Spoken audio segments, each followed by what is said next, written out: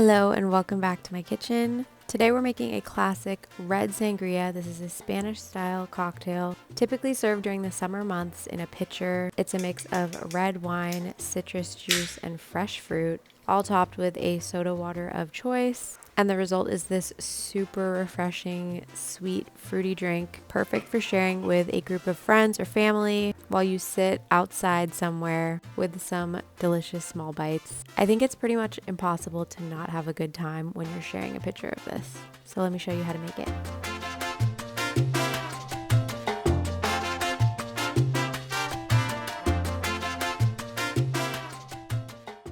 So making this cocktail is incredibly easy. We're starting with some fresh squeezed citrus juice. I'm using the juice of some oranges, about a cup of orange juice in total. And I do recommend doing fresh squeezed juice if possible. It's just gonna add so much more flavor and a freshness to your sangria that just doesn't behave the same if you're using a store-bought juice.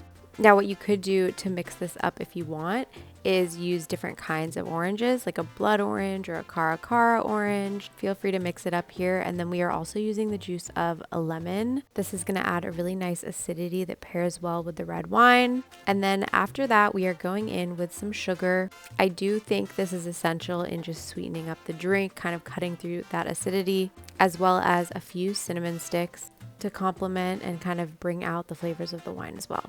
Now, when it comes to wine, the cheaper the better when you're making a red sangria. I'm using a Malbec today, but just try and find a younger red wine that's low in tannins if possible. Again, the cheaper the better here, which is a rare occasion that I love to embrace.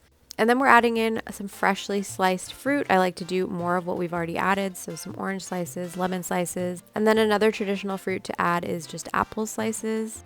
You can either cut them in slices like I did here or into little chunks. We're gonna mix this really well until that sugar is dissolved, and then you'll chill in the fridge just for a couple hours to really get everything infused together. Then I like to serve in glasses over ice with more fresh fruit. You can pour in a generous pour of the sangria, making sure to get some of that marinated fruit in there. And then you can top with a soda water of your choice. You could do a Fanta, like a flavored kind of sweeter soda water, or just a neutral one. It's really up to your personal preference here. You can garnish with extra cinnamon sticks if you want to be extra fancy. And then your sangria is ready to enjoy.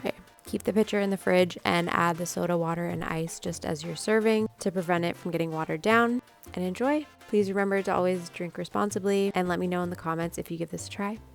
See you next time. Buen provecho.